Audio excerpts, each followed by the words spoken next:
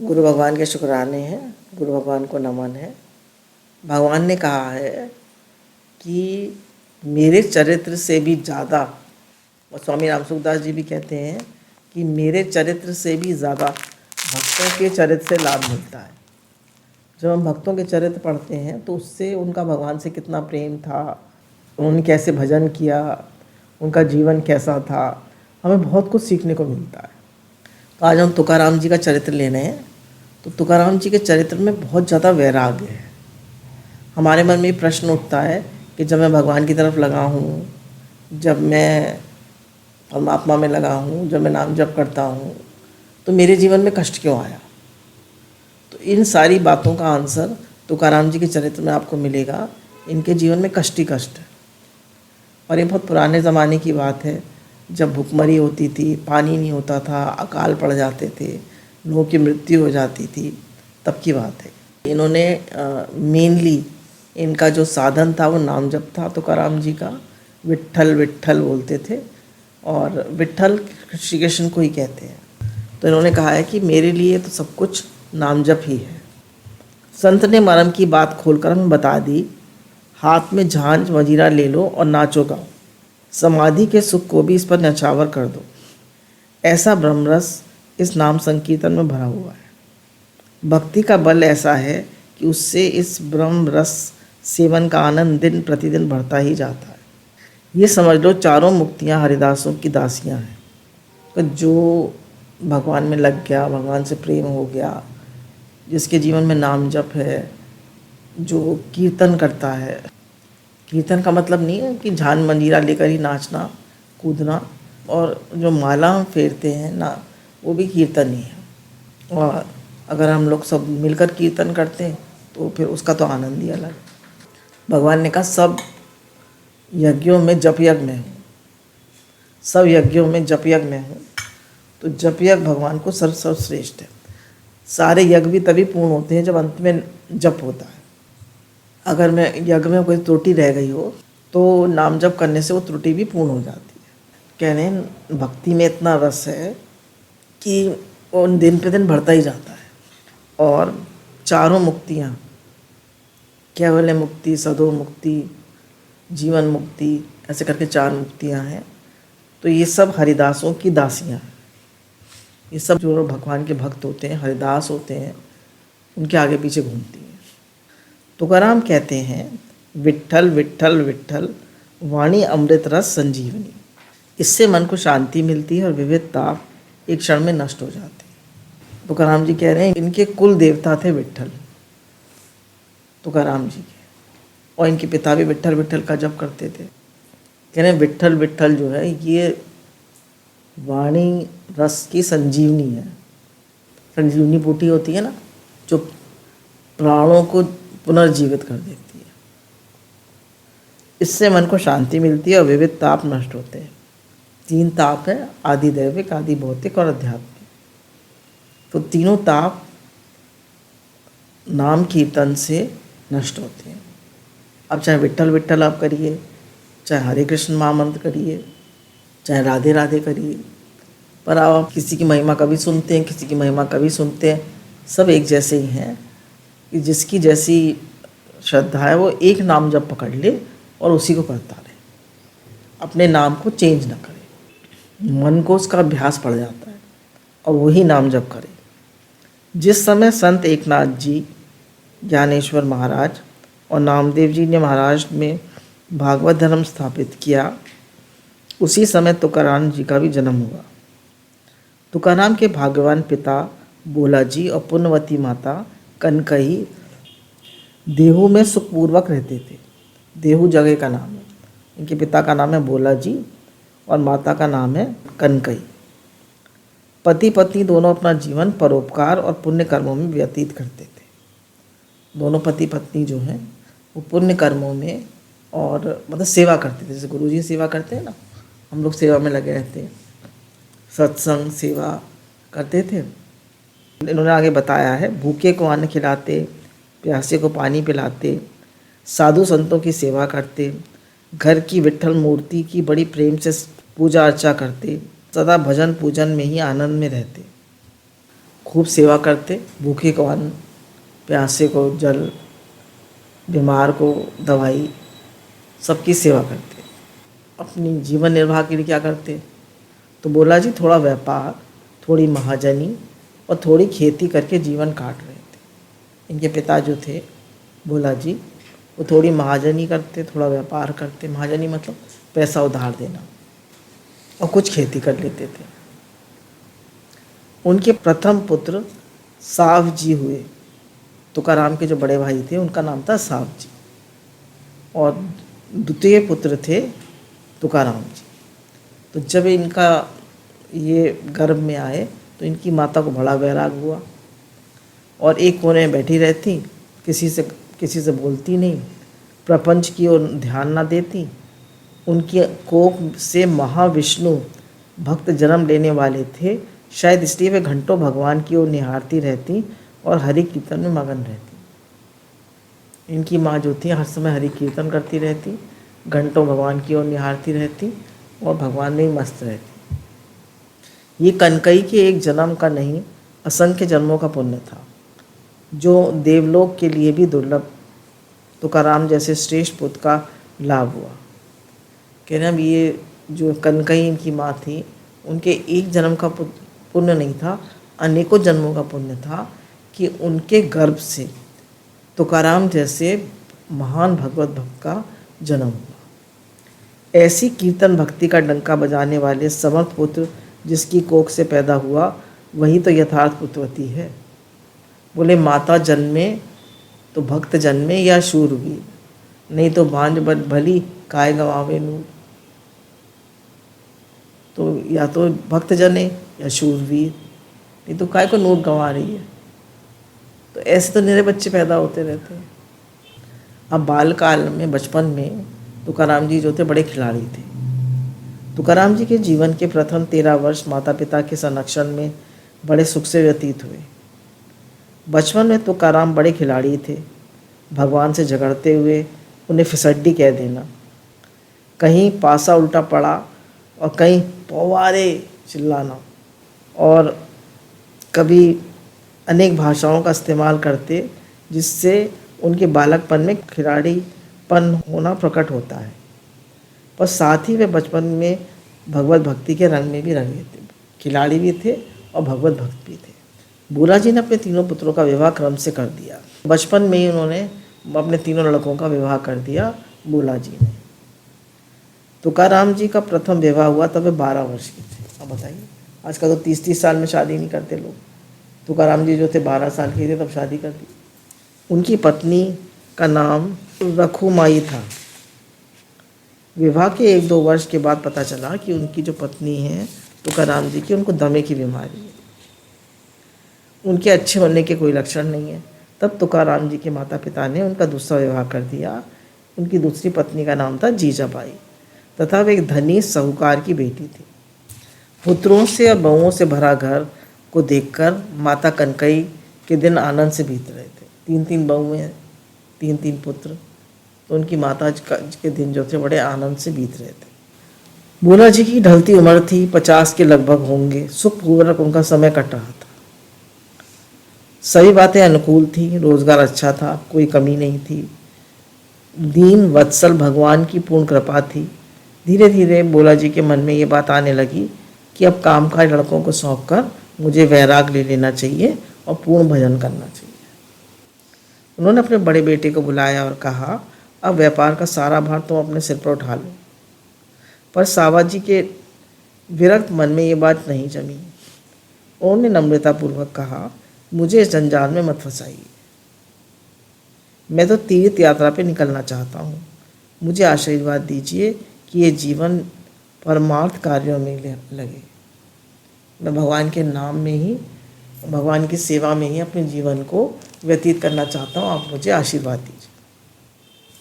साव जी से निराश होकर भोला जी ने तुकाराम के कंधों पर घर गृहस्थी का भार रखा। अब तुकाराम से कहा, भाई तुम घर गृहस्थी का भार संभालो। इस समय तुकाराम की आयु सिर्फ 13 वर्ष की थी। अब बताइए, 13 साल का कोई तो बच्चा ही होता है, 8वीं 9वीं क्लास में पढ़ता है। 13 साल के थे तो पूरी गृहस्थी का बोझ उन पर लाद दिया। धीरे धीरे सभी काम उन्होंने संभाल लिए। जमा खर्च के बही खाते लिखने लगे, सब जमा खर्च, हिसाब किताब, डेबिट क्रेडिट, सब बैलेंस, सब खाते लिखने लगे। जरा से 13 साल के हुंडी पुर्ची लेने देने लगे, दुकान पर बैठने लगे, खेती बाड़ी देखने लगे, महाजनी भी करने लगे। इतने छोटे से 13 साल के, सोच के देखिए।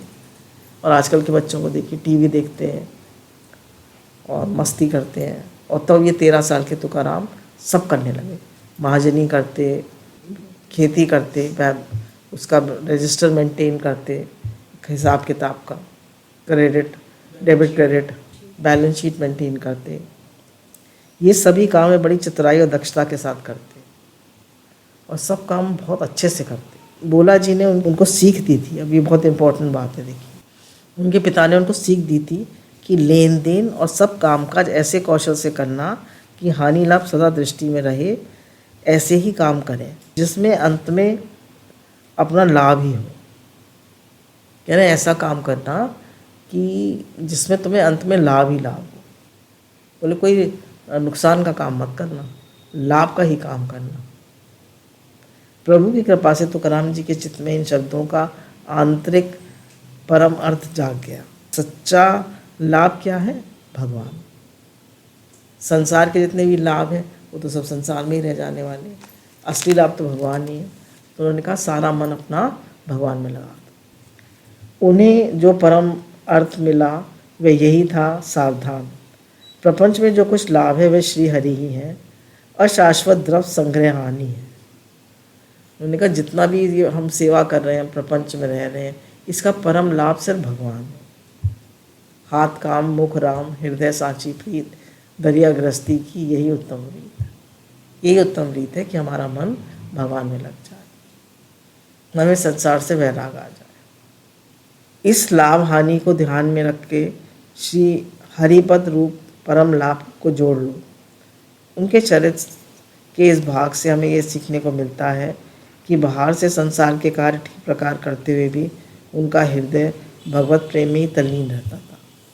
उनके चरित्र से हमको यही सीखने को मिलता है कि उनका हृदय जो था वो सब संसारी कार्य अच्छे से करता था, पर फिर भी भगवान में तल्लीन रहता था, फिर भी भगवान में लगा रहता था।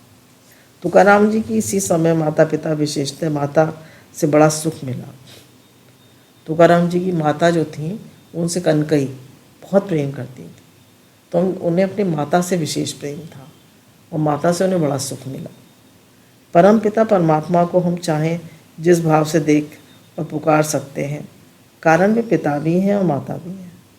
कह रहे भगवान जो हैं हमारे राधा कृष्ण, वो माता पिता दोनों हैं। तो हम उन्हें, और अगर हम खाली श्री कृष्ण की तरफ देखें तो हमारे पिता भी हैं, हमारी माता भी हैं। परंतु तुकाराम जी ने भगवान को प्रायः माँ कह के पुकारा। परमात्मा का वात्सल्य देखना हो तो वह माता के कोमल हृदय में ही देखा जा सकता है। कह रहे परमात्मा का वात्सल्य देखना हो तो माँ के कोमल हृदय में देखो। इसी से तुकाराम बार बार भगवान को बिट्ठा माई, कन्हैया माई कह के पुकारते। भगवान को क्या कहते?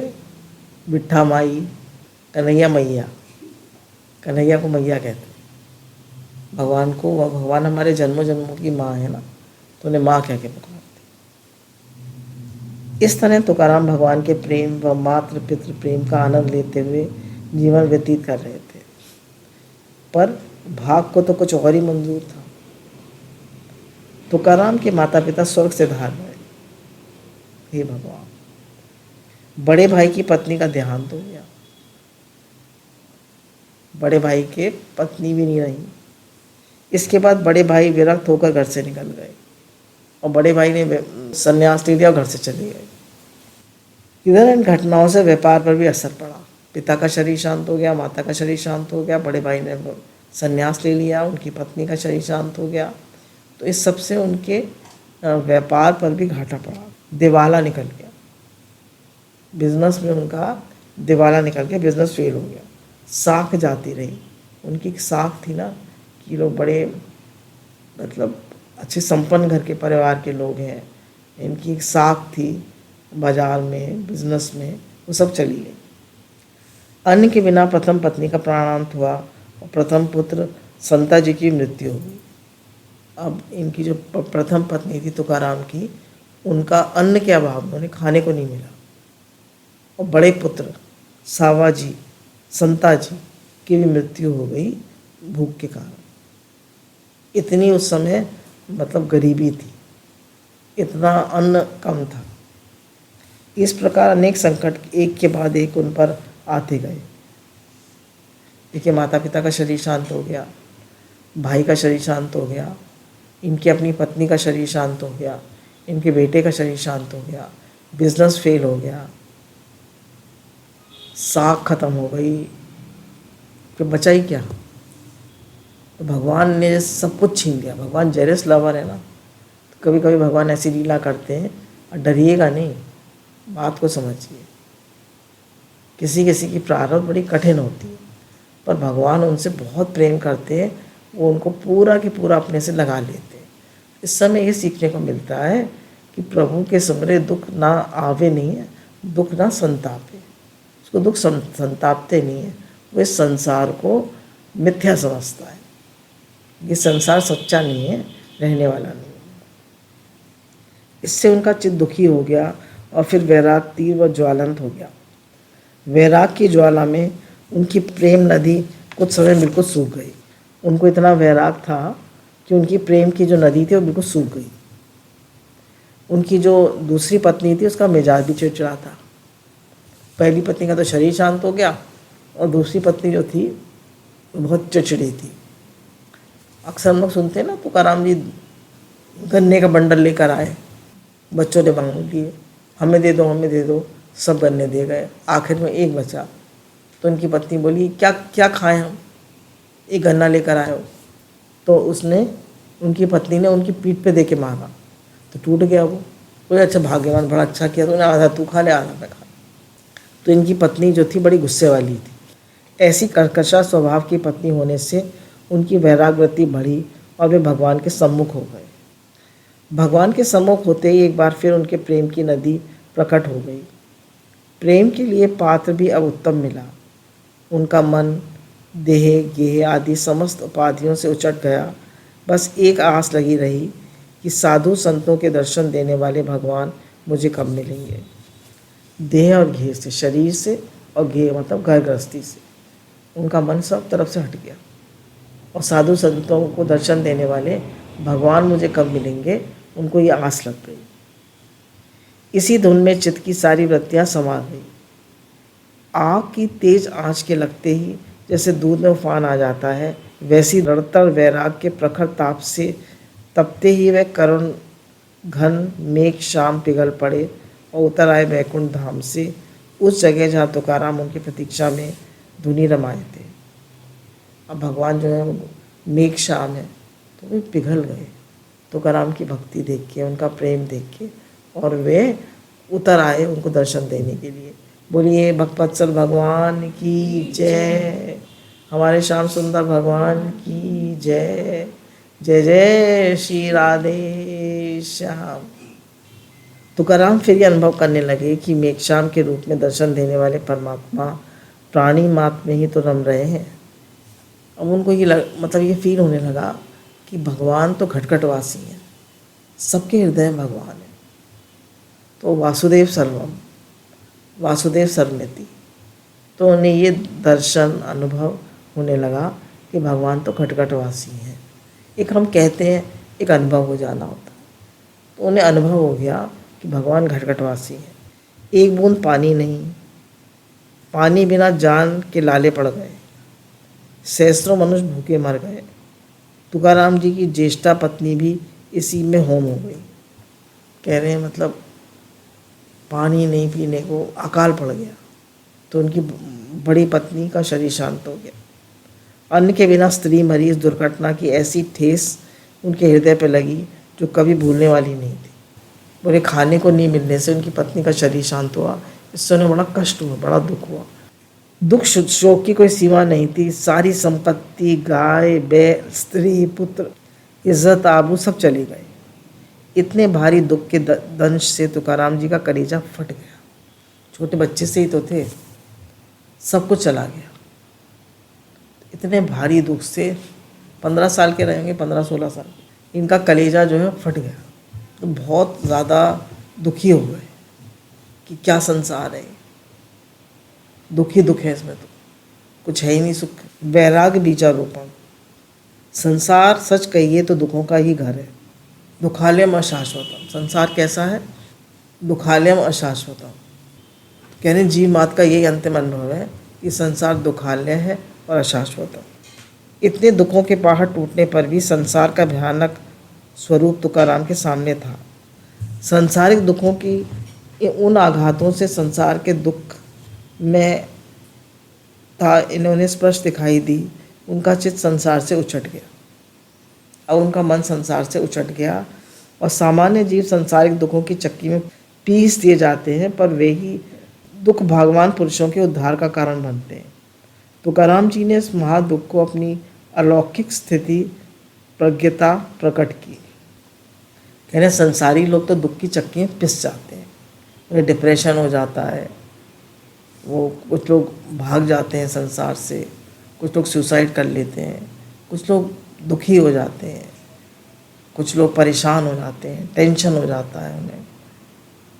पर बोले इन्होंने बहुत भाग्यशाली लोग होते हैं, वो संसार से वैराग लेकर भगवान में लग जाते हैं, भक्ति करने लगते हैं। आंधी से वृक्ष उखड़ जाते हैं पर पर्वत स्थिर रहते हैं।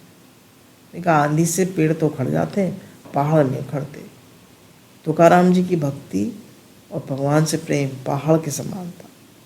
सामान्य जीव और महात्माओं के बीच यही तो बड़ा अंतर है। विपत्ति में वीरों का ताव और बढ़ता है, भक्तों की निष्ठा और दृढ़ होती है। कह रहे हैं जब विपत्ति आती है तो भक्तों का ताव मतलब उनकी लगन और बढ़ती है और उनकी निष्ठा और भक्ति और बढ़ती है। उन्हें संसार का सच्चा स्वरूप समझ में आ जाता है कि संसार में कुछ नहीं रखा, ये क्षणभंगुर है, नाशवान है। मनुष्य माने एक दमी, एक सांस आई और एक नहीं आई, बस इतना ही मनुष्य। तुकाराम जी के ऊपर दुखों के पहाड़ टूटा, उससे उन्होंने जाना कि बहुत ही अच्छी तरह से जाना कि ये मृत्यु लोक क्या है, कैसा और यहाँ रहकर क्या होता है। उन्होंने जान लिया अच्छे से कि ये संसार मृत्यु लोक है और यहाँ रहकर क्या होता है। इससे उनके हृदय में वैराग उत्पन्न हुआ और निश्चय हुआ कि इस भव सागर से पार उतरने वाला पांडुरंग कृष्ण के सिवा और कोई नहीं। अच्छे समझ लिया कि संसार से पार उतारने वाले सिर्फ कृष्ण हैं और कोई नहीं। उस समय उनके मन की अवस्था उन्हीं के शब्दों में जानी है।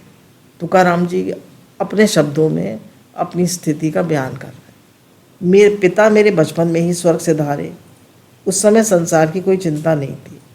अस्तु हे विट्ठल भगवान, तेरा मेरा राज है, इसमें दूसरा का कोई क्या काज है। कह रहे स्त्री मरी अच्छा हुआ, मुक्त हो गई, माया से छूटी, बच्चा चल बसा, ये भी अच्छा हुआ, भगवान ने माया से छुड़ाया। माता मेरे देखते देखते चली गई, तुका कहता है चलो, हरि ने चिंता हर ली। माता से बहुत प्रेम था, माता भी चली गई, हरि ने चिंता हर ली। भगवान भक्त को गृह प्रपंच करने ही नहीं देते, तो घर के प्रपंच में भगवान अपने भक्त को फंसने ही नहीं देते, सब झंझटों से अलग रखते हैं। यदि उसे वैभवशाली बनाएंगे तो अहंकार उसे दबोचेगा। कह रहे अगर वो वैभवशाली बनेगा तो उसे अहंकार आ जाएगा, मेरे पास बहुत पैसा है, मेरा बहुत नेम एंड फेम है, मैं तो ये मैं तो वो। और अगर गुरु होते हैं तो बात अलग होती है, गुरु सब चीज़ संभाल लेते हैं, गुरु के होने से अहंकार नहीं आता है। गुणवती स्त्री यदि उसे दे दी तो उसमें भी आशा लगी रहती, बोले स्त्री अच्छी होती, गुणवती होती, उससे भी आशा लगी रहती। इनकी स्त्री कर्कशा थी, उससे भी इन्हें वैराग था, हर समय लड़ती रहती थी, इसलिए कर्कशा उनके पीछे लगा देते हैं। तुका कहता यह सब मैंने प्रत्यक्ष देख लिया, अब क्या कहूँ, सभी कुछ विपरीत है जीवन में, क्या कहूँ। तुका जी का साधन मार्ग वारकरी संप्रदाय का अनुकरण, पंडरी की वारी मेरे फल धर्म, अन्न नहीं करम तीर्थ व्रता, रहूं उपवासी एकादशी व्रत, गाऊं दिन रात हरि नाम, नाम विठल मुख से उचारूं, बीच कल्पतरु तो का कहे। अभी कह रहे हैं मेरा तो एक ही काम है कि मैं भगवान का नाम लेता हूँ, रात दिन हरि नाम लेता हूँ, विठल विठल करता हूँ और एकादशी का व्रत रखता हूँ। साधन मार्ग के 4 पड़ाव। अब तुकाराम जी जो हैं अपने जीवन का अनुभव उन्होंने बहुत सारे पॉइंट्स लिखे हैं, बताए हैं, करीब करीब उन्होंने 30 पॉइंट्स बताए हैं कि भगवान के को पाने के लिए क्या क्या साधन करने चाहिए।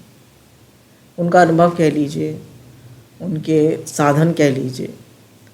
साधन मार्ग के 4 पड़ाव। प्रपंच से जब चित्त उचाट हो गया तब स्वभावतः तुकाराम परमार्थ की ओर झुके। चित्त से जब तक प्रपंच बिल्कुल उतर नहीं जाता तब तक परमार्थ नहीं सूझता, नहीं भाता, नहीं रुचता, नहीं ठहरता। तुकाराम जी को पूर्ण वैराग था। इसके बाद उन्होंने क्या क्या साधन किए, वे कैसे भगवत प्रसाद पाने के अधिकारी हुए, ये अब हम वर्णन करते हैं। तो उन्होंने 4 पड़ाव बताए। पहला सत्संग, संतों का संग। सबसे पहले उन्होंने सत्संग करा, फिर उन्होंने सत्शास्त्रों का अध्ययन किया, जैसे हम लोग भागवत गीता पढ़ते हैं। फिर उन्होंने गुरु उपदेश और आत्म साक्षात्कार, ये 4 पड़ाव थे। पहले सत्संग, फिर शास्त्रों का अध्ययन, फिर गुरु उपदेश और फिर आत्म साक्षात्कार। भगवान तक पहुंचने के लिए 4 पड़ाव पार करना आवश्यक है। तुकाराम जी ने वरकरी संप्रदाय के सिद्धांतों के अनुसार ही साधना की। तुकाराम जी का साधन मार्ग इस तरह था। मैंने रुक्मणी कांत को ही चित्त में धारण कर लिया, उसी से सारा काम बन गया। रुक्मणी कांत मतलब भगवान श्री कृष्ण को मैंने चित्त में धारण कर लिया, उससे ही मेरा सारा काम बन गया। पर द्रव्य पर नारी विश्वत हो गए। तात्पर्य यह कि हरि चिंतन और सदाचार संसार निवृत्ति के साधन हैं। कह रहे हैं पैसा और नारी, इनसे मेरा मन हट गया, और हरि चिंतन और सदाचार ये संसार की निवृत्ति के साधन हैं।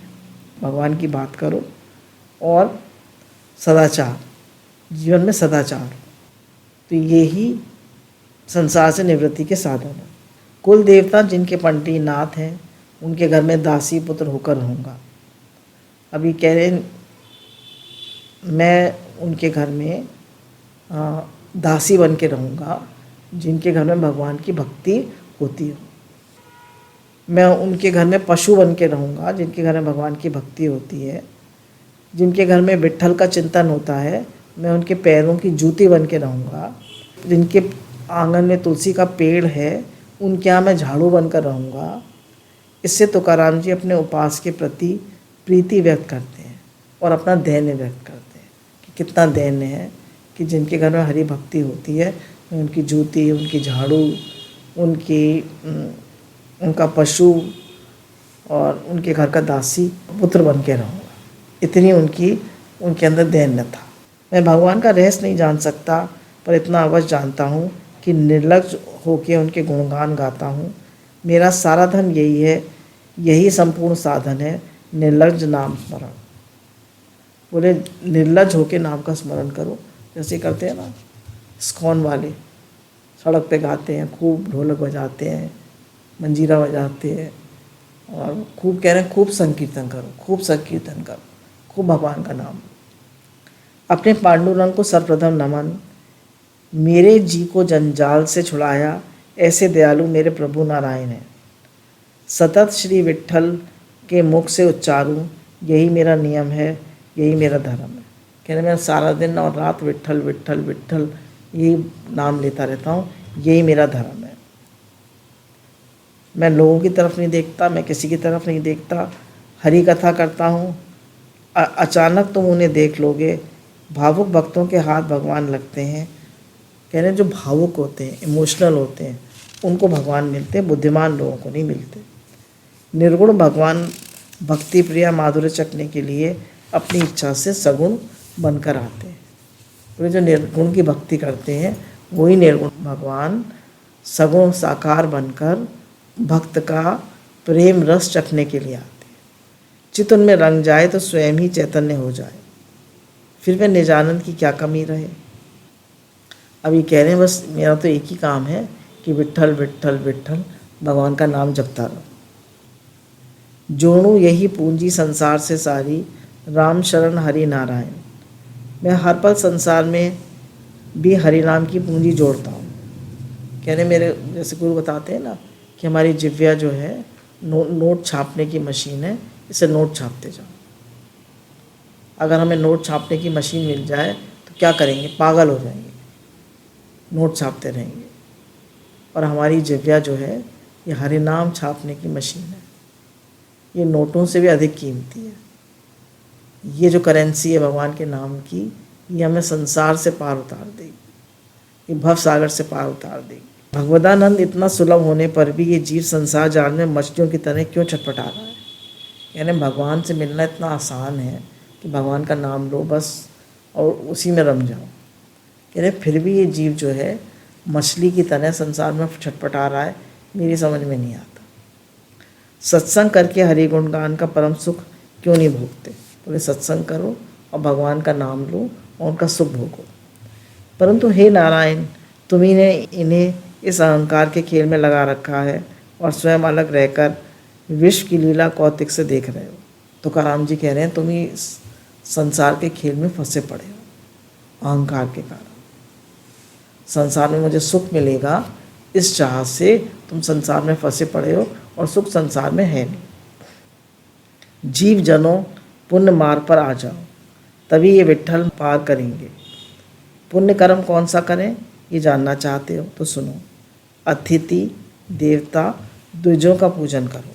कहने घर में अतिथि आ जाए उसकी सेवा करो, देवताओं की सेवा करो और भक्तों की सेवा करो। जब तप जब करो तप करो, तप मतलब सहन करो।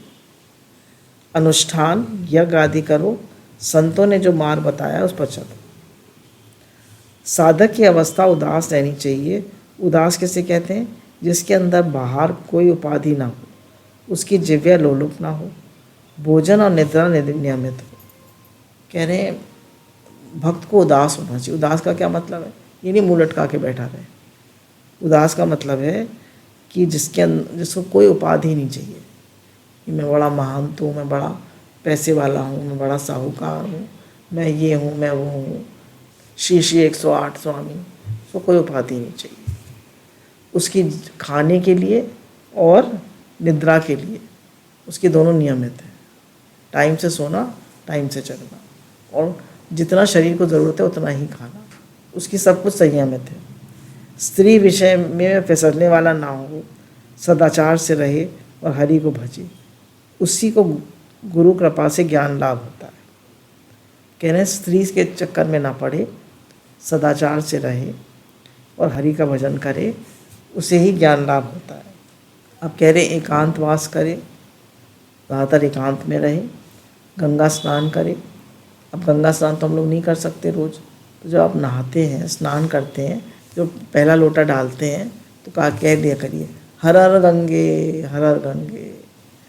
सारी नदियों के नाम लेके, गंगा, यमुना, सरस्वती, ब्रह्मपुत्रा, गोदावरी, तो सारी नदियों के नाम लेके इस सब नदियों के जल से हम स्नान कर रहे हैं। हर हर गंगे करके स्नान कर लिया करिए।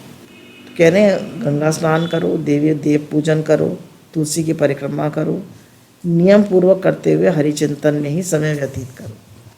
परमार्थ लाभ ही महासाधन है, ये जानकर भगवान के चरण प्राप्त करें।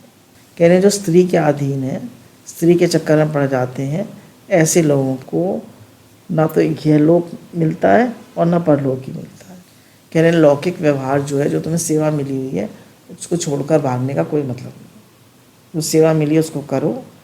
वन भटकने या भस्म और दंड धारण करने की कोई आवश्यकता नहीं है।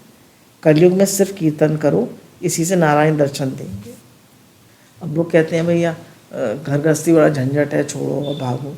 बोले वन में जाओगे, बोले आजकल सब जमाना नहीं है वन में जाके रहने का, इसलिए घर में ही रहकर कीर्तन भजन करो, भगवान का नाम लो। एकादशी व्रत का नियम जो पालन नहीं करता, उसे इस लोक में रहने वाला प्रेत समझो। कह रहे हैं जो एकादशी व्रत नहीं करता, वो इस संसार में रहने वाला प्रेत है। जिस घर के द्वार पर तुलसी का पेड़ ना हो, उस घर को शमशान समझो। कह रहे हैं जिस घर में तुलसी का पेड़ ना हो वो घर शमशान है। परधन पर निंदा तजो, कह रहे हैं दूसरे का पैसा और निंदा, किसी की निंदा मत करो और किसी का धन मत हड़पो। चित्त को शुद्ध करके भाव से गीत गाओ, कह रहे हैं हमेशा मन को शुद्ध रखो, खूब भाव से नाम लो। मस्तक नीचा करके संतों के चरणों में झुकाओ, औरों के गुण दोष ना सुनो, ना अपने मन में लाओ। तुका कहता है इन्हीं साधनों से भगवान मिलते हैं और प्रयास करने की आवश्यकता नहीं। अब कहने किसी के गुण दोष के चक्कर में मत पड़ो, वो ऐसा है वो ऐसा है, अरे छोड़ो भाई, किसी के गुण दोष मत देखो, दूसरे की बात ही मत करो, सब कुछ छोड़ो, है ही भगवान है ही भगवान है ही भगवान, क्या करना है दूसरों के गुण दोष देख कर। साधन तो यही दो हैं, परद्रव्य और पर नारी को छूत मानो, कह रहे हैं दूसरे का पैसा और दूसरे की नारी को छूत समझो। भगवान से मिलने के लिए मन को खाली करके चित्त से उसी का ध्यान करो, कह रहे हैं भगवान से मिलने के लिए चित्त को खाली कर दो, उसमें और कोई बात मत रखो, केवल भगवान और उन्हीं का ध्यान करो। जहाँ कोई आशा ना रही भाई वहीं भगवान रहते हैं, आशा को जड़ से उखाड़ फेंको, कह रहे हैं जहाँ कोई आशा नहीं रहती, आशा परम दुखम निराशा परम सुखम, कह रहे हैं जहाँ कोई आशा नहीं रहती, कोई इच्छा नहीं रहती, कोई अभिमान नहीं रहता, वहीं बाबा आके भगवान हृदय में बैठते हैं। देह संबंधी आदतों, व्यसनों, लतों और संकल्पों में मन ना रहे, कह रहे हैं व्यसन, आदत, इन सब से मन को हटाओ। लोग अच्छा कहें इसलिए परमार्थ साधन करना चाहते हो तो मत करो, भगवान को चाहते हो तो भगवान को भजो। कह रहे हैं लोग तुम्हें अच्छा कहें इसलिए भगवान को भज रहे हो तो मत भजो, भगवान अच्छे लगते हैं तो भजो। कह रहे हैं किसी से भी वैर मत करो, किसी से भी द्वेष मत करो। नर स्तुति क्रय विक्रय, ये दो पाप ऐसे हैं भगवान मुझसे कभी ना कहो। कह रहे हैं किसी नर की स्तुति मतलब किसी व्यक्ति को बड़ा समझना। अब इसमें कह रहे हैं तुकाराम जी कि अपना घर हरि प्रेम छोड़कर बाहर ना जाए, बाहर की हवा ना लगने दे, बाज़ारों में घूमना, मार्केट में घूमना, चीज़ें खरीदना बार बार, बोले इन सब से बचो, बहुत ना बोले और भगवत संग छोड़कर दूसरा संग ना करे, कह रहे भगवान का संग छोड़कर दूसरा संग ना करे। सब दशाएं इससे सद जाती हैं। श्री हरि के सगुण रूप की भक्ति करना जीवों के लिए मुख्य उपासना है। कह रहे हैं जिस मूर्ति का आप अपने हृदय में ध्यान करते हैं, जब आपका प्रेम बढ़ता है तो वही मूर्ति आपके सामने भगवान बनकर साक्षात प्रकट हो जाती है और आपको दर्शन दे देती है। जिस श्री विग्रह का आप ध्यान करते हैं वही श्री विग्रह आपके सामने प्रकट होकर आपको दर्शन दे देते। बोलिए भक्तवत्सल भगवान की जय। इंद्रियों को जीतकर मन को निर्विषय करो और भगवान की शरण लो। शरण जाने की रीति बतलाई, देह भाव को शून्य करके भगवत प्रेम से भगवान को भजो। बार बार कह रहे हैं अपने देह भाव को हटाओ और भगवान को भजो। अपनी पत्नी जीजाबाई को उपदेश दिया, भगवान के दर्शन चाहती हो तो साधन करो, नाशवान की आशा छोड़ो, घर साधन लीप पोत कर अच्छा रखो, तुलसी की सेवा करो, अतिथि और ब्राह्मणों का पूजन करो, संपूर्ण भक्ति भाव से वैष्णवों की दासी बनो और मुख से श्री हरि का नाम लो। सबकी सेवा करो और भगवान का नाम लो, घर साफ सुथरा रखो। पंडितों के लिए तुकाराम जी ने कहा सच्चा पंडित वही है जो नित्य विठ्ठल से को भजता है, ये देखता है कि संभ्रम है और वह चराचर जगत में श्री विठ्ठल में ही रम गया है। अब इन्हें बहुत ज़्यादा जब इनको लगन लग गई तुकाराम जी को भगवान के प्रेम की, तो भगवत दर्शन ने कैसे हुए और कहते हैं सशरीर भगवान के पास चले गए थे। भगवान का अभिमान आया था और ये शरीर चले गए थे और इनका शरीर का किसी ने अंतिम संस्कार नहीं मिला करा और इनका शरीर भी नहीं मिला, खाली इनके झांझ मजीरे जिससे ये कीर्तन करते थे खाली वही मिले। तो ये सशरीर भगवान के पास चले गए। अच्छा, अब इनका जो मुखिया था गाँव का, वो इनसे बहुत चिढ़ने लगा। ये बहुत कविता लिखा करते थे और इनकी कविताओं की ख्याति दूर दूर तक होने लगी। तो इनका जो गांव का मुखिया था वो इनसे छिड़ गया और उसने इनको देश निकाला दे दिया कि तुम इस देश से जाओ। तो उन्होंने कहा तुकाराम जी ने कि मैंने सब दुख देख लिए, संसार में एक देश निकाला ही रह गया था, घर से भी निकाल दिया गया, वो भी इन्होंने सहन किया। और इनकी सारी कविताएं, उसने कहा कि सब अपनी कविताएं पानी में फेंक दो, तुम शूद्र जाति के हो और भगवान की कविताएं लिखते हो, तुम्हें कोई हक नहीं है लिखने का। रामेश्वर भट्ट की दुष्टता के कारण तुकाराम जी पर देश निकालने की नौबत आ गई। अपने विट्ठल मंदिर और विट्ठल मूर्ति से बिछुड़ने का समय आ गया। आज तक लिखी गई कविताओं पर पानी फेरने का समय आ गया। तब उनके वैराग और भगवत प्रेम का पारा पूर्ण अंश पर चढ़ा। उन्हें बहुत ज़्यादा भगवान से प्रेम हो गया। 13 दिन लगातार विट्ठल मंदिर के सामने तुलसी के पेड़ के समीप एक शिला पर अन्न जल त्यागे और प्राणों की परवाह न करके भगवत मिलन की परम उत्कंठा से प्रतीक्षा करते हुए आंखें बंद करके पड़े रहे। अब भगवान के लिए प्रकट होने के सिवा और कोई उपाय नहीं था। अब भगवान को प्रकट होना ही पड़ा। वेद शास्त्र पुराण संत वचन भक्त चरित की लाज रखना भगवान के लिए अनिवार्य होने से भगवान सगुण साकार होकर इस समय तुकाराम जी के सामने प्रकट हुए और तुकाराम जी को दर्शन दिए और पानी में फेंकी हुई भाइयों को उबार दिया। बोलिए वृंदावन बिहारी लाल की जय। फिर एक बार ये बात सिद्ध हुई कि भक्त कार्य के लिए भगवान अपने उजत्व को हटाकर गुण और आकार में प्रकट भक्तों से मिलते हैं। अंत में निष्कर्ष रूप में तुकाराम जी ने सभी साधनों का सार नाम जप बताया।